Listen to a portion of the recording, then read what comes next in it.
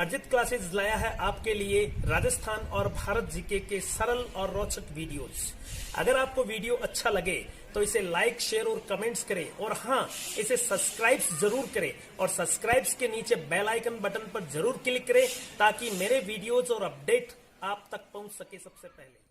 दोस्तों नमस्कार, मैं रामनिवास जहांगीर अर्जित क्लासेस के यूट्यूब चैनल पर एक बार फिर आपका अभिनंदन है। दोस्तों इस चैनल के माध्यम से हम राजस्थान की कला और संस्कृति के अंतर्गत राजस्थान की प्रमुख लोक देवियां पढ़ रहे हैं और लोक देवियों में हमने पार्ट 1 और 2 कंप्लीट कर लिया है।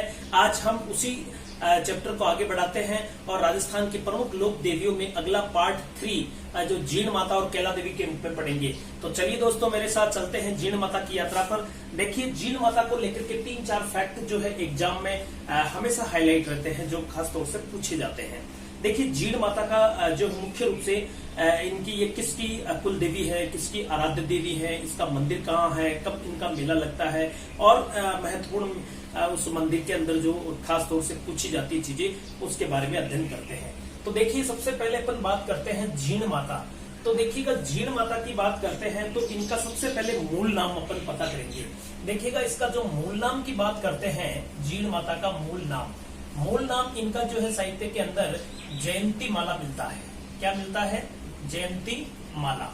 इसके अलावा बात करते हैं जीण माता के जन्म को लेकर के और किस वंश की कुल देवी है इस तरह से। तो सबसे पहले है ये फैक्ट, चौहानों की कुल देवी है। ये चौहानों की कुल देवी, चौहानों की कुल देवी। अब देखिए दोस्तों इसमें कई सारे जो है पुस्तकों में अलग अलग तथ्य भी मिलते हैं। कई पुस्तकों के अंदर जो है जीण माता को चौहानों की आराध्य देवी माना गया है और चौहानों को जो है शाकंभरी को भी जो है उनकी कुल देवी माना गया है। लेकिन एक चीज दिमाग में रखना, चौहानों की अलग अलग जो है, जिस तरह से अपन कोटा की बात करते हैं, जालोर की बात करते हैं, रणथंभौर की बात करते हैं, अलग अलग जो चौहान है उनकी अपनी अपनी कुल देवी भी है। लेकिन मोस्टली ऑल ओवर अगर सभी चौहानों की बात करते हैं तो उन चौहानों की कुल देवी है आपकी जीण माता, है ना। हालांकि जीण माता जो है आगे चल करके अपन बात करेंगे मीणाओं की आराध्य देवी भी कहलाती है इस तरह से। तो कुल मिलाकर के फैक्ट जो मैंने तथ्य रिसर्च किया उसके अंतर्गत ये पता लगा कि ये चौहानों की कुल देवी है। तो दिमाग में आपको चौहानों की कुल देवी रखना है। शाकंभरी बात करते हैं तो केवल सांबर के चौहानों की बात कर रहे हैं तो उनकी वो कुल देवी है। या यूं कह सकते हैं कि कंप्लीटली जो ऑल ओवर जितने भी चौहान हैं वो उन सब की कुल देवी आपकी जीण माता मानी जाती है। उसके बाद में बात करते हैं अपन इनके जन्म को लेकर के। देखिए जीण माता का जो जन्म हुआ था वो हुआ था धांधु गांव में, धांधु गांव। और ये जो धांधु गांव पड़ता है ये चूरू जिले में पड़ता है। चूरू के अंदर धांधु गांव में धंधल देव जो खास तौर से धंधराई चौहान थे उनके घर, धंधराई चौहान के घर, चौहान के घर, ठीक है, चौहान राजपूत के घर इनका जन्म हुआ था। तो जीण माता चौहानों की कुल देवी है। जीण माता का मूल नाम जो है जयंती माला है, दिमाग में रखना है। हो सकता है पूछ ले इस तरह से। तो इनका जो मूल नाम या बचपन का नाम अपन कहते हैं तो वो जयंती माला है। देखना बंधुओं, इनका जन्म स्थान धंधु गांव है, पिता का नाम धंधराई चौहान है इस तरह से। तो याद करने में भी आपको दिक्कत नहीं होगी। गांव भी इनका जो है यानी कि मूल जो इनका जन्म स्थान है धांधु गांव और पिता भी धंधराय चौहान, है ना। तो इस तरह से ही है। उसके बाद में बात करते हैं तो इनका जन्म हुआ था और कहते हैं धंधराई चौहान के घर एक लड़का और एक लड़की, अपन कह सकते हैं पुत्री जीण और पुत्र हर्ष का जन्म होता है। तो जो जीण माता का भाई था उस भाई का नाम था हर्ष, ठीक है। बात करते हैं इनके मंदिर की बात करते हैं तो इनका जो मंदिर है वो आपका कोछोर गांव में है। कौन सा गांव है? कोछोर गांव। और कोछोर गांव पड़ता है रेवासा के अंदर और रेवासा जो है वो आपका पड़ता है सीकर जिले में। किस जिले में? सीकर जिले में। तो इस तरह से देखिए अभी तक जो है 1-2 बार प्रश्न पूछा गया है कि भाई जीण माता का मंदिर का तो रेवासा आया है इस तरह से। तो दिमाग में रखना है जिस तरह से डूंगरपुर की जो अपन बात करते हैं गलियाकोट है या और है जो इस तरह से पूछा गया है, वहां पर जो बेणेश्वर धाम का मेला पूछा गया था तो वो बेणेश्वर न देकर के नवाटापुरा गांव दे दिया, यानी कि गांव तक भी जो है एग्जामिनर पहुंच सकता है, यानी गांव का नाम भी आपको याद रखना। तो रेवासा के अंदर एक कोछोर गांव है, वहां इनका जो है जीण माता का मंदिर है। तो आपको दिमाग में रखना है कौन से गांव में है, कोछोर गांव में इनका मंदिर बना हुआ है इस तरह से। बात करते हैं इनके जो मेले की, मेला जो लगता है आपके इनका जीण माता का, वो एक्चुअली चैत्र और नवरात्र, चैत्र व आश्विन के नवरात्रों में, आश्विन के नवरात्रा में इस तरह से, यानी कि साल में 2 बार। तो नवरात्रा के अंदर जो है इनका एक मेला लगता है चैत्र और आश्विन के नवरात्रों में। बात करते हैं इस देवी को और किस किस नाम से जाना जाता है, यानी कि इस जीण माता का उपनाम। उपनाम की बात करते हैं तो इसे शेखावाटी क्षेत्र की लोक देवी भी कहते हैं। शेखावाटी क्षेत्र की लोक देवी। इसके अलावा इसे मधुमक्खियों की देवी भी कहते हैं। दूसरा अपन इनका उपनाम ले सकते हैं मधुमक्खियों की देवी, इस तरह से। तो 2 इनके जो है अपने को या उपनाम मिलते हैं इस तरह से, ठीक है। तो ये जीण माता की पारिवारिक परिचय और उनका सामान्य जो परिचय हमने देखा कि जीण माता के जो पिता धनराय चौहान, भाई हर्ष, यानी कि हर्ष और जीण दोनों बहन भाई थे। अपन इनकी जो है कहानी के रूप में समझेंगे इसको। इस तरह से जो है बचपन में इनमें मतभेद हो जाता है, फिर दोनों तपस्या करने अलग अलग पहाड़ियों में चले जाते हैं। मेला इनका चैत्र और आश्विन के नवरात्रों में। उपनाम शेखावाटी क्षेत्र की लोक देवी और मधुमक्खियों की देवी के नाम से भी ये जानी जाती है, ठीक है। तो ये बात अपन इस तरह से करते हैं। एक बात अपन ये कर सकते हैं कि जो मूल रूप से देखा जाए तो इनके मंदिर में जो है माता को जो भोग लगाया जाता है वो 2.5 प्याला शराब का इस तरह से या मदिरा का भोग लगता है।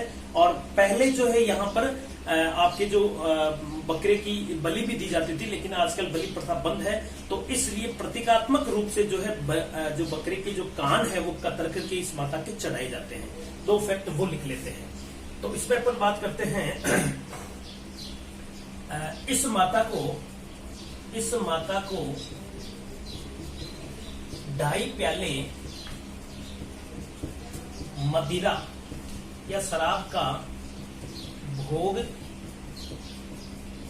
लगाया जाता है, ठीक है।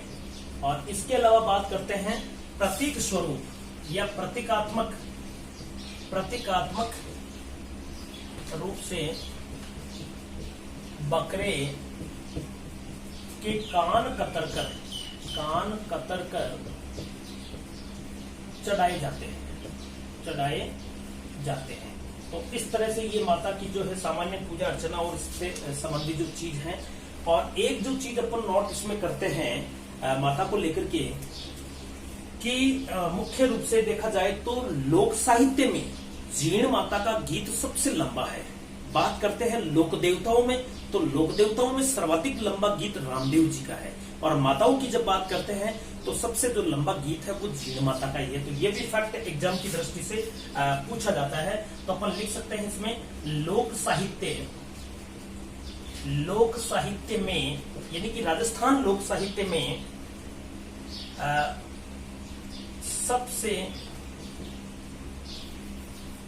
लोक देवियों में अपन लिखेंगे लोक देवियों में सबसे लंबा गीत जीण माता का ही है। जीण माता का ही है। तो ये फैक्ट है इसमें। इसके अलावा बात करते हैं तो प्रश्न ये पूछा भी गया है पहले और आगे भी संभावना है कि लोक देवियों में सर्वाधिक लंबा जो गीत है वो किस देवी का है, तो वो जीण माता का है। और लोक देवताओं में पूछ ले तो बाबा रामदेव का है। इस तरह से तो ये इनके जीण माता के पारिवारिक और उनसे संबंधित जो महत्वपूर्ण फैक्ट है जो एग्जाम में अक्सर पूछे जाते हैं। देखो तो ये है भाई बंधुओं, नंबर 1 किस वंश की कुलदेवी कहलाती है? चौहान वंश की कुलदेवी। इनका मंदिर कहाँ पर है? ओछो रेवासा सीकर के अंतर्गत, ठीक है। इसके अलावा उपनाम को लेकर के अगर पूछा जा सकता है तो वो आपकी शेखावाटी क्षेत्र की लोक देवी है। बंधुओं ये पूछा जा सकता है कि शेखावाटी क्षेत्र की लोक देवी या प्रमुख देवी कौन सी है, तो वो जीण माता है आपकी, ठीक है।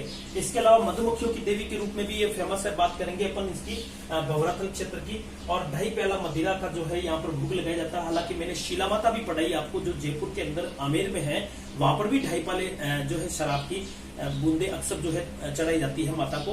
तो ऐसे कई और अभी माताएं मिलेगी आपको जिनके यहाँ मदिरा का जो है खास तौर से भोग लगता है। तो उनमें से एक जीण माता भी है जिनके मदिरा का भोग लगता है। तो मैंने जो चिन्ह आप पे वेरी मोस्ट लगाए हैं 3, ये तो परीक्षा की दृष्टि से बहुत बहुत इंपॉर्टेंट है बंधु। ये टॉपिक जो है लोक देवियों का वो आपके प्रत्येक कॉम्पिटिटिव एग्जाम में जो है बिल्कुल रामबाण की तरह साबित होगा। तो इस तरह से ये लोक देवी का जीण माता का सामान्य परिचय था। एक बार इसका स्क्रीनशॉट ले लीजिएगा, फिर अपन मंदिर की बात करते हैं।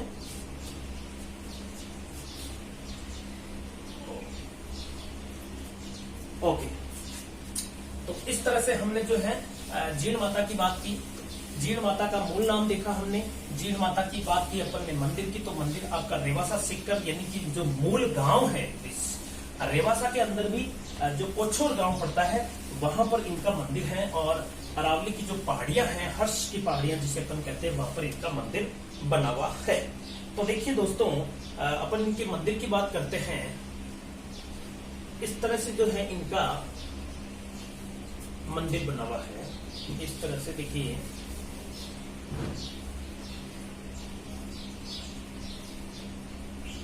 ये जो है जीण माता का मंदिर है इस तरह से। तो ये कौन सी देवी है? जीण माता का मंदिर, ठीक है। इस तरह से अपन लिख सकते हैं। इसमें इसकी खास बात जो अपन बात करते हैं, देखिएगा, एक तो इस मंदिर के 3 तरफ जो है इस तरह से जो है पहाड़ियां हैं। इस तरह से 3 तरफ जो है आपको इसमें पहाड़ियां मिलेगी इस तरह से, ठीक है। बात करते हैं हम इनकी। तो देखिएगा, एक तो खास बात इसकी कि ये अष्टभुजा प्रतिमा है इस मंदिर में। अष्टभुजा प्रतिमा यानी कि जीण माता की जो प्रतिमा है वो अष्टभुजा है। और दूसरी बात करते हैं तो ये जो मंदिर है वो आपका कोछोर गांव में मंदिर है। कहां पर है? कोछोर रेवासा के अंतर्गत पड़ता है, ठीक है, जो सिक्कर जिले में पड़ता है। इसके अलावा बात करते हैं इस मंदिर में, तो ये अरावली की पहाड़ियों में जो है जिस तरह से जो सिक्कर में अरावली की पहाड़ियां वहां पर हैं, और जिन्हें स्थानीय भाषा में हर्ष की पहाड़ियां भी कहते हैं, क्योंकि इनका भाई जो हर्ष था, हर्ष भी जो है इन्हीं पहाड़ियों में जो है भक्ति आराधना के लिए आता है और यहाँ पर रह करके वो भक्ति करता है इस तरह से महादेव की।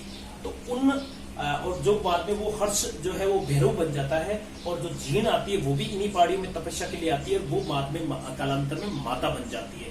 तो हर्ष भैरव के नाम पर इन पहाड़ियों का नाम जो है हर्ष की पहाड़ियां पड़ा है। तो इस तरह से यहाँ पर अपन बात करते हैं तो ये है बंधुओं भंवराथल। ये जो क्षेत्र है भंवराथल है आपका। और इसके अलावा बात करते हैं तो मैंने जो अभी बात की आपसे कि जो है ढाई पहला मदिरा का जो है यहाँ पर क्या है, भोग लगाया जाता है इस तरह से, ठीक है। इसके अलावा प्रतीकात्मक रूप में बकरी के जो है काफी जो है कतरे जाते हैं इस तरह से। और शेखावाटी क्षेत्र की लोक देवी है ये। उल्लाम में अपने जो मोस्टली उपनाम जो बात की थी उसकी। तो देखिएगा, अब इसको एक कहानी के रूप में समझते हैं। दंधराई चौहान के एक पुत्र और एक पुत्री जीण माता और पुत्र हर्ष का जन्म होता है। और कहते हैं कि बचपन के अंदर ही दोनों के अंदर मतभेद हो जाते हैं और नाराज होकर के जीण माता घर से निकल जाती है। और सिक्कर की इन्हीं जो पहाड़ियां, अरावली की पहाड़ियां, उन्हीं में जाकर के वो भक्ति भाव या कह सकते हैं वो तपस्या करने लगती है और महादेव की आराधना करती है। लेकिन उनके पीछे पीछे ही भैरव भी, जो हर्ष भैरव बाद में बनता है, हर्ष उनके पीछे पीछे आता है और वहां पहाड़ियों में रहकर वो भी तपस्या करता है। बाद में जो है कालांतर में जीण जो है, जो जिसका नाम मूल नाम जयंती माला है, वो जीण माता बन जाती है और हर्ष जो है वो भैरव बन जाता है। आज भी जो है इन्हीं पहाड़ियों के अंदर जीण माता का एक विशाल मंदिर भी है जो रेवासा या कोछोर गांव में पड़ता है। उसी के पास में पहाड़ियों में जो हर्ष की पहाड़ियां हैं वहां पर हर्ष भैरव का भी मंदिर है। हर्ष भैरव के नाम पर ही इन पहाड़ियों को जो है हर्ष की पहाड़ियां क्या कहा जाता है। एक चीज नोट करना बंधुओं, राजस्थान में हर्ष की पहाड़ियां सिक्कर में है, लेकिन हर्षनाथ आ जाए तो वो फिर अलवर में है। तो इस तरह से ये फैक्ट भी इंपॉर्टेंट है परीक्षा की दृष्टि से। उससे पहले अपन बात करते हैं कि बचपन में दोनों के मध्य मतभेद, इस तरह से लिख सकते हैं, बचपन में हर्ष व जीर्ण के मध्य मतभेद हो जाता है तथा जीर्ण अरावली की पर बाद में कर लेंगे इनको, अरावली की पहाड़ियों में, जो कहां पर है, सिक्कर में तपस्या करने लगती है। पीछे पीछे हर्ष भी इन्हीं पहाड़ियों में आकर तपस्या करता है। ठीक है। कालांतर में जीर्ण माता बन जाती है एवं हर्ष भैरव बन जाता है और हर्ष भैरव के नाम पर ही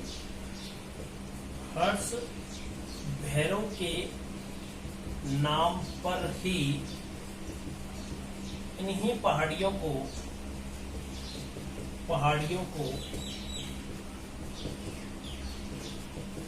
हर्ष की पहाड़ियां कहते हैं। अब यहां पर एक चीज नोट कर लेना, मैं नोट डाल के लिखा रहा हूं, नोट, लेकिन हर्षनाथ की पहाड़ियां अलवर में स्थित है, अलवर में स्थित है। ये दिमाग में रखना मत हो। ठीक है।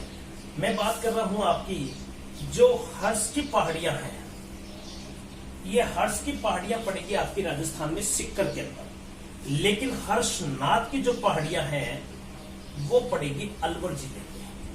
तो इस तरह से ये दिमाग में रखना है आपको।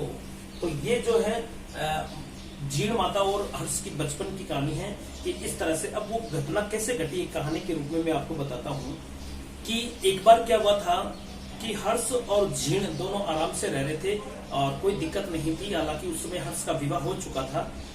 तो हर्ष की जो पत्नी थी यानी कि जीर्ण की भाभी, उन दोनों के मध्य कि भाई हर्ष किससे अधिक प्रेम करता है, इस बात को लेकर के बहस हो गई, झगड़ा हो गया।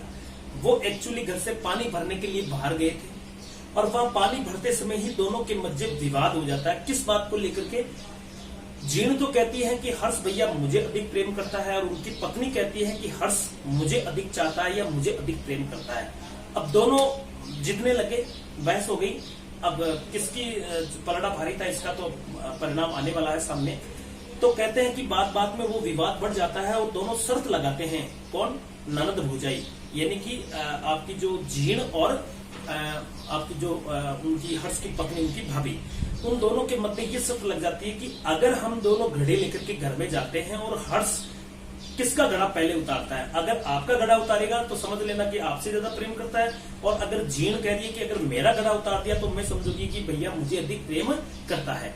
इस तरह से दोनों क्या करती है, घड़े लेकर के और अपने घर जाते हैं और कुंडी बजाते हैं इस तरह से दरवाजे की। तब जो है हर्ष निकल करके आता है अंदर से और वो आकर के पहले अपनी पत्नी का घड़ा उतार लेता है। बस इसी बात को लेकर के जीर्ण नाराज हो जाती है और कहते हैं उसी दिन से जीर्ण घर छोड़ करके इसी अरावली की पहाड़ियों में जो सिक्कर में है वहां आती है और तपस्या करने लग जाती है।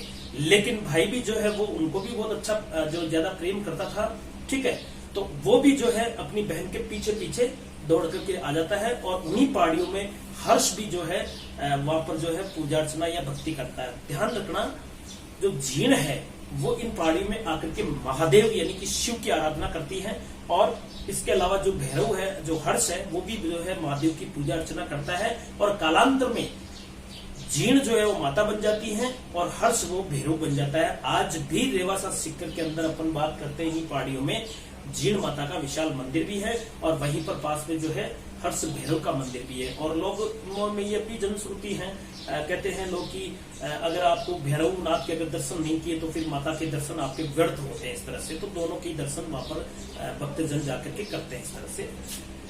ये तो थी जीण माता के मंदिर की बात खास तौर से। इसके अलावा बात करते हैं ये तीनों पहाड़ियों से घिरा हुआ है और यहीं पर जो है एक भंवराथल क्षेत्र है, यानी कि कहते हैं कि जो रेवासा सीकर में जीण माता का मंदिर है वहां बड़े बड़े मधुमक्खियों के छाते हैं, भंवरा मक्खी जिसे अपन कहते हैं, बड़ी मक्खियां होती है। तो एक बार क्या हुआ था, औरंगजेब के समय की घटना है। औरंगजेब जो है इस मंदिर को तोड़ने के आदेश देता है और अपनी सेना भेजता है रेवासा में। लेकिन यहाँ पर जो भंवरा मक्खियां थी बड़ी बड़ी, वो छाते थे वहां पर दीवारों पर मंदिर की पे। तो कहते हैं कि औरंगजेब की सेना पर वो मक्खियां टूट पड़ी थी और आगरा तक पीछा नहीं छोड़ा था सेना का और वहां पर सेना को भगा दिया वहां से।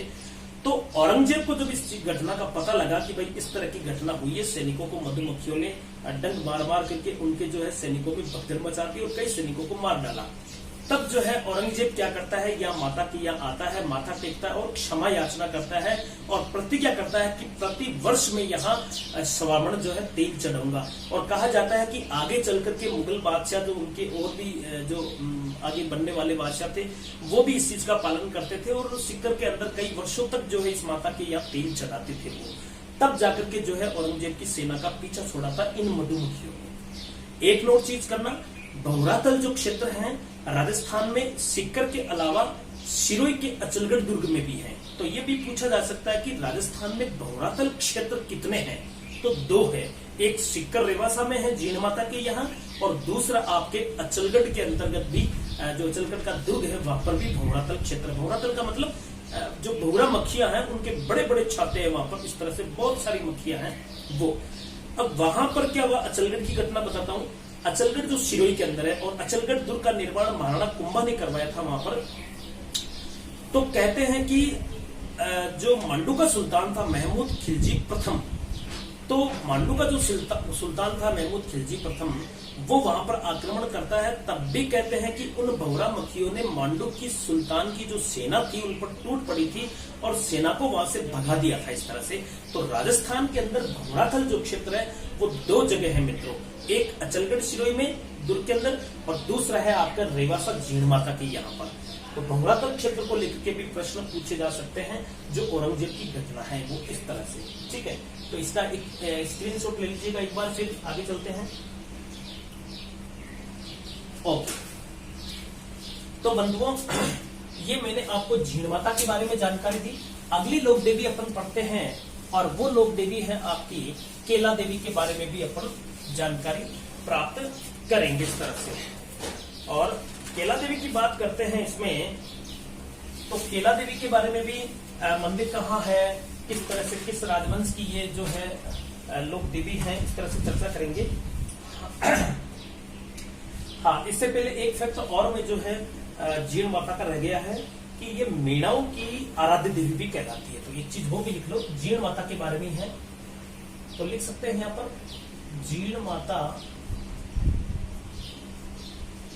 मेणाओं की आराध्य देवी है, इस तरह से ये फैक्टर है इसमें। तो जीण माता इस तरह से। और दूसरी चीज अपन लिखते हैं, जो भंवराथल मैंने बताया था, भंवराथल जो क्षेत्र है, भंवराथल क्षेत्र ये राजस्थान में 2 जगह है। राजस्थान में 2 जगह है। नंबर 1 रेवासा सीकर और दूसरा है आपका अचलगढ़ दुर्ग, अचलगढ़ दुर्ग सिरोही में, इस तरह से। तो ये भंवराथल क्षेत्र जो है 2 जगह आपको मिलेंगे। इसके अलावा एक फैक्ट और इसमें आपके जीण माता के अंतर्गत है कि जीण माता का जो गीत है वो कनफटे जोगी के द्वारा जो है गाया जाता है, मोस्टली डमरू और सारंगी वाद्य यंत्र के साथ। और मैंने पहले भी कहा था कि जीण माता का जो गीत है वो लोक देवियों में, हमारे राजस्थान के लोक साहित्य में सबसे लंबा लोकगीत है। इस तरह से ये दिमाग में रखना। और सबसे लंबा लोकगीत जो देवताओं में, लोक देवताओं में है, वो रामदेव जी का है। ठीक है, तो एक फैक्ट वो भी लिख लेते हैं अपन इसमें कि जीण माता के गीत लिख सकते हैं इसमें। जीण माता का गीत कनफटिए जोगियों द्वारा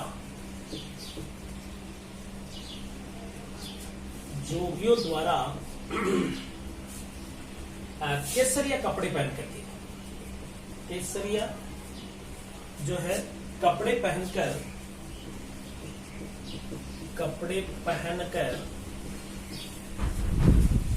माथे पर सिंदूर लगा करके, माथे पर सिंदूर लगाकर डमरू और सारंगी, डमरू और सारंगी वाद्य यंत्र पर गाया जाता है,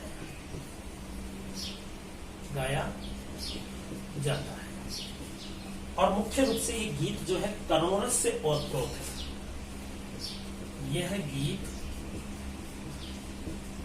करुण रस से ओतप्रोत है।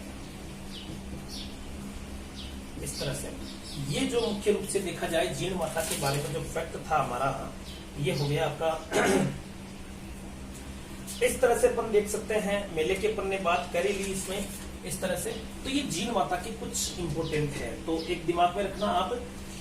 कनफटिए जो जोगी होते हैं ना, वो जोगी जीण माता का गीत गाते हैं। इस तरह से जो माताओं में सबसे लंबा गीत भी है। केसरिया जो है कपड़े पहन करके और इस तरह से माथा पर सिंदूर लगा करके डमरू और सारंगी, ये वाद्य यंत्र भी दिमाग में रखना। एक तो डमरू होता है और दूसरा आपका होता है सारंगी। तो इनके वाद्य यंत्र को लेकर के भी प्रश्न पूछा जा सकता है कि जो जीण माता का लोकगीत है वो किसी वाद्य यंत्र के साथ में गाया जाता है, तो डमरू और सारंगी कौन गाते हैं? कनफटिए जोगी। इस तरह से ठीक है। और भौरातल क्षेत्र राजस्थान में दो है, एक रेवासा सीकर है, दूसरा आपका अचलगढ़ सिरोही। ओके, अब ये आपकी जो है माता पूरी हो गई है। एक बार स्क्रीनशॉट ले लीजिएगा इसका। चलिए आगे चलते हैं, अपन अगली देवी की यात्रा करते हैं। और अगली देवी जो है हमारी वो है आपकी केला देवी। देखिएगा नेक्स्ट जो आती है आपकी केला देवी। केला देवी, देखिए केला देवी की बात करते हैं तो केला देवी को लेकर के जो है प्रश्न किस तरह से आते हैं। नंबर एक, केला देवी जो है करौली के अंतर्गत इनका प्रधान मंदिर है और कालीसिल नदी के किनारे हैं। इसके अलावा ये यादवों की कुलदेवी है, ठीक है। और इसके अलावा यहां से एक केदार ऋषि हैं, वो भी जुड़े हैं। तो दिमाग में रखना के शब्द आ रहा है यहाँ पर। सबसे पहले बात करते हैं अपन, तो केला देवी करौली में कालीसिल नदी पर, कालीसिल नदी पर त्रिकूट नामक जो पर्वत है वहां पर स्थित है। नदी पर त्रिकूट नामक पर्वत पर स्थित है। ये तो बात की अपन ने इसके मंदिर की। दूसरी बात अपन करते हैं, यह यादव वंश की कुलदेवी है। यादव वंश की कुलदेवी है, यादव वंश की कुलदेवी है। इसके अलावा बात करते हैं, और यादव वंश का शासन दो जगह था बंधुओं, एक जैसलमेर में भी था यादवों का और एक आपके करौली में भी था। अतः दोनों ही जगह त्रिकूट पर्वत मिलेंगे आपको, ठीक है। तो अपन लिख सकते हैं इसमें कोष्टक में, यादवों का शासक करौली एवं जैसलमेर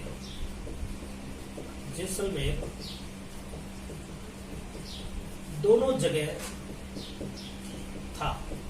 अतः त्रिकूट पर्वत भी दोनों जिलों में है, इस तरह से। तो ये फैक्ट है आपका, मुख्य रूप से देखा जाए तो दोनों जगह जो है आपका त्रिकूट पर्वत है। इसके अलावा बात करते हैं इसके मंदिर का जो निर्माण करवाया गया था वो आपके गोपाल सिंह के द्वारा। तो लिख सकते हैं मंदिर निर्माण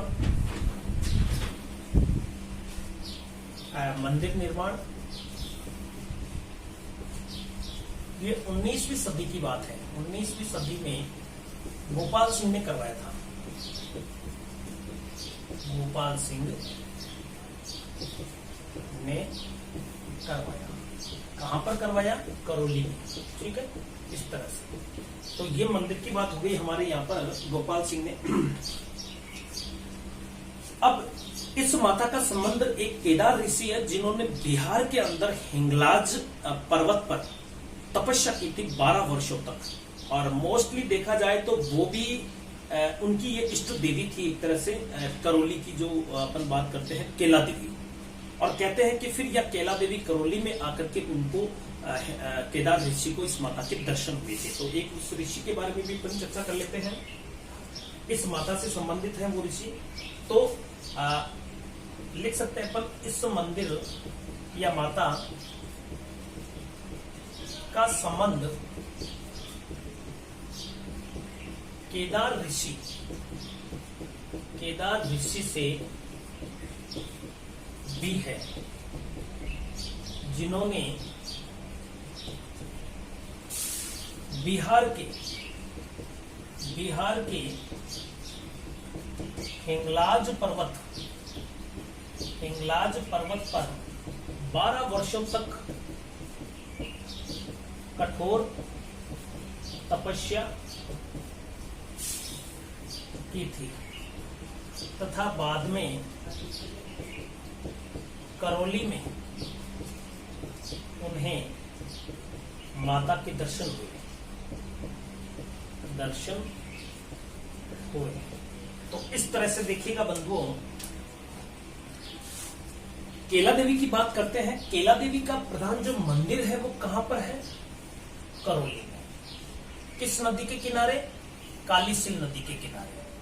ध्यान करना, इनका संबंध भी किससे है? केदार ऋषि से। देवी कौन सी है?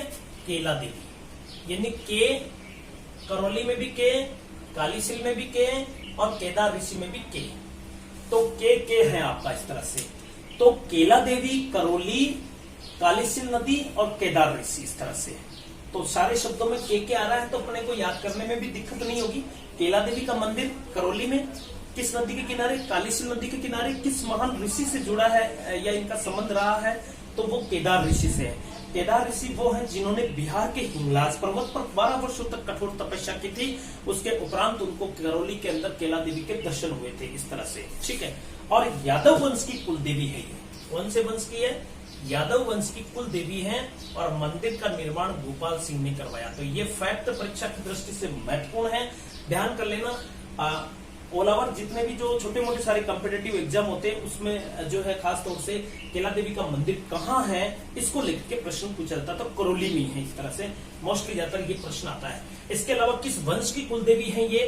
तो आपके यादव वंश की कुल देवी है। ध्यान करना, राजस्थान में यादव वंश का शासन 2 जगह था, एक जैसलमेर में भी था और एक यहाँ पर भी था। पर्वत पूछ ले तो कौन सा पर्वत है? त्रिकूट पर्वत पर इस माता का मंदिर बना हुआ है, इस तरह से। तो त्रिकूट में भी त्रि छोड़ दे तो के आ रहा है, के। तो इस तरह से अपन लिख सकते हैं या पढ़ सकते हैं केला देवी, करौली, कालीसिल, त्रिकूट पर्वत और केदार ऋषि से इनका संबंध रहा है, ठीक है, इस तरह से। ध्यान कर लेना, हिंगलाज जो पर्वत बताया मैंने, हिंगलाज पर्वत बिहार में है, लेकिन एक राजस्थान में हिंगलाज माता भी है और मुख्य रूप से जैसलमेर से जुड़ी हुई है। अपन चर्चा करेंगे बाद में आगे जो इस तरह से। तो हिंगलाज पर्वत पर उन्होंने तपस्या की और केदार ऋषि को दर्शन कहाँ हुए? यहाँ पर, इस तरह से, केला देवी। अब बात करते हैं, देखिए केला देवी का संबंध जो है और भी है। केला देवी का मंदिर है करौली में, ठीक है। और उनके सामने ही, केला देवी मंदिर के सामने ही कहते हैं बोरा भगत की छतरी भी है। और उस बोरा भगत की छतरी के अंदर जो है लांगुरिया विराजमान है। इस तरह से। और कहा जाता है इस माता की आराधना में लांगुरिया गीत भी गाया जाता है मोस्टली, है ना। तो इस तरह से केला देवी को लेकर के कई सारे प्रश्न बनते हैं। मोस्टली 4-5 लाइनें आपको दिमाग में एनी टाइम रखनी है। नंबर 1, केला देवी का मंदिर कहाँ है? करौली में। केला देवी का मंदिर किस जो है पर्वत पर है? तो त्रिकुट नामक पर्वत पर है। ये किस वंश की कुल देवी है? यादव वंश की कुल देवी है। लांगुरिया गीत किसकी स्मृति में गाया जाता है? केला देवी की स्मृति में गाया जाता है।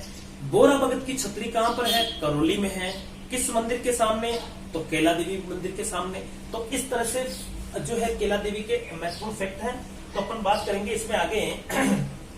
देखिएगा, एक बार इसका स्क्रीनशॉट ले लीजिएगा, फिर आगे चलते हैं अपन। ओके,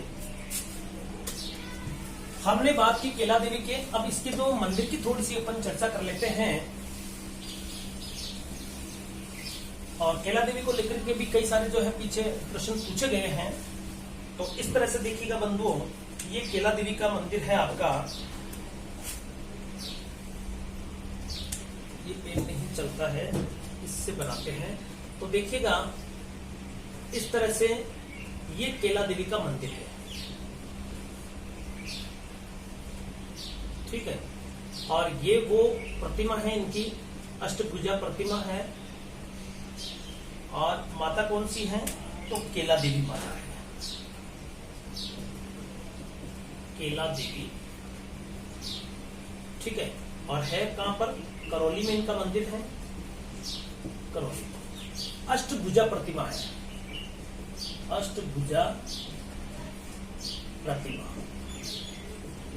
इस तरह से अष्टभुजा प्रतिमा है। और एक चीज नोट करना, मुख्य रूप से देखा जाए तो इस तरह से जो है एक सिंह है और सिंह पर सवार है, ये सिंह पर सवार। देखिए राजस्थान की एक अपन बात करते हैं, यहाँ पर सिंह के साथ में जो है सवार है ये आपकी जो केला देवी हैं। और इसी के सामने अपन बात करते हैं तो एक छतरी है, इस तरह से अपन बात करते हैं। इसी मंदिर परिसर के सामने जो है एक छतरी बनी हुई है, और वो छतरी है आपके बोरा भगत की छतरी है। किसकी है? बोरा भगत की छतरी, बोहरा भक्त की छतरी, इस तरह से। और अंदर जो है आपकी लांगुरिया विराजमान है, ध्यान कर लेना, इस तरह से लांगुरिया, यानी कि अपन जो है बात करते हैं बोरा भगत की छतरी है, इस तरह से। तो केला देवी का मंदिर करौली में है, कालीसिल नदी के तट पर है और त्रिकुट पर्वत पर है। इस तरह से पर्वत है, उस पर्वत का नाम क्या है? त्रिकुट पर्वत है, इस तरह से अपन लिख सकते हैं। ये कौन सा है? त्रिकुट पर्वत। खास फैक्ट्स की बात करते हैं इसमें, तो ध्यान कर लेना, सिंह पर सवार है ये। किस पर सवार है? सिंह पर सवार जो है इसकी प्रतिमा है और अष्टभुजा प्रतिमा है। इसी मंदिर के सामने बोरा भक्त की छतरी है। प्रश्न कई बार एग्जाम में पूछा गया है कि राजस्थान में बोरा भक्त की छतरी कहाँ है? करौली में है, ठीक है। और केला देवी मंदिर के जस्ट सामने है और उसमें लांगुरिया विराजमान है, इस तरह से। और कहते हैं कि केला देवी की आराधना में लांगुरिया गीत जो है गाया जाता है, इस तरह से। अब देखिए, केला देवी के अंदर एक जनश्रुति के अंदर ये भी मान्यता रही है राजस्थान के इतिहास कला संस्कृति के अंतर्गत कि ये केला देवी वही है जिसका संबंध महाभारत काल के अंतर्गत अपन वासुदेव से लेते हैं। यानी कि वासुदेव और देवकी के जो कन्या हुई थी, आपको पता है सभी को कि कंस का वध करने के लिए उनके 8वें पुत्र जो श्री कृष्ण भगवान ने कंस का वध किया था, उन्हीं की बहन थी। तो कंस उनके वासुदेव के और देवकी जी के प्रत्येक पुत्र को वो मार रहा था, इस तरह से। तो कहा जाता है कि जब उनका पुत्र हो जाता है तो उसके बाद में अपन चर्चा करते हैं जो इनके एक बहन हुई थी, खास तौर से जब कंस उसको मारने के लिए आता है तब वो उनके हाथ से छूट जाती है और भविष्यवाणी आकाशवाणी करती है वो कि तेरा जो वध करने वाला है, तेरा काल है, वो तो जन्म ले चुका है, मूर्ख मुझे क्या मारता है। तो कहते हैं कि वो कालांतर में जाकर के आगे जाकर के केला देवी का ही रूप है। तो केला देवी कृष्ण की वही बहन है, ऐसा जनश्रुतियों में और कई साहित्यों के अंदर भी मिलता है इस तरह से उल्लेख। तो ये वही है वासुदेव और देवकी की पुत्री। इस तरह से आगे चल करके ये केला देवी का रूप हो गई या केला देवी बन गई इस तरह से। ठीक है, तो इसमें 2-3 फैक्ट अपन लिख लेते हैं इसमें। नंबर 1 क्या है इसमें, देवी की आराधना में, यानी केला देवी की बात कर रहा हूं, देवी की आराधना में लांगुरिया गीत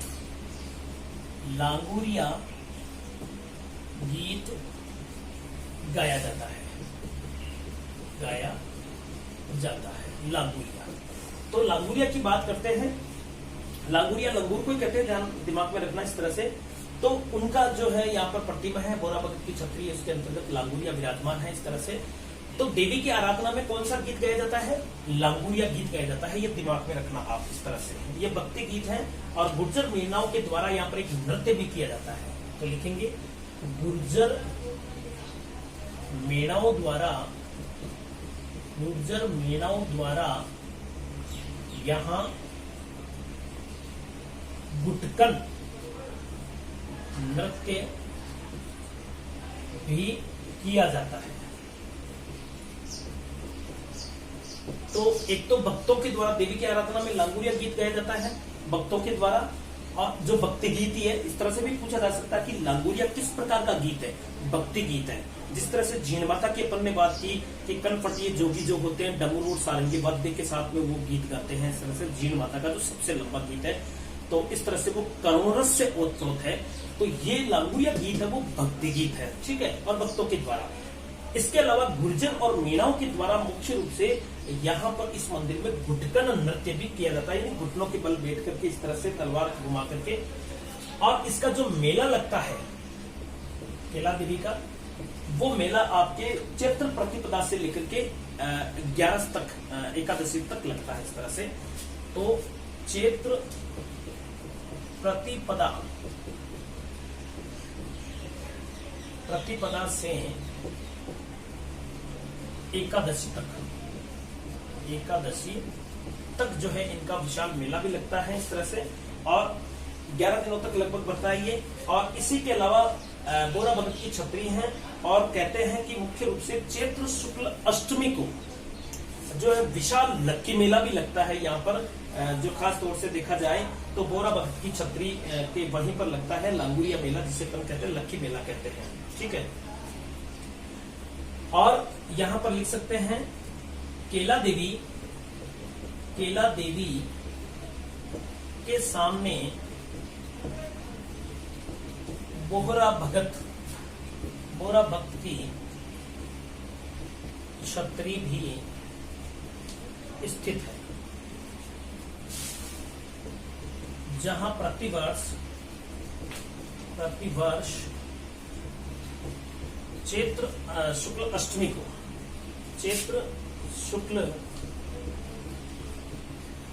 को विशाल मेला लगता है, लक्की मेला लगता है। लक्की बोलते हैं इसको,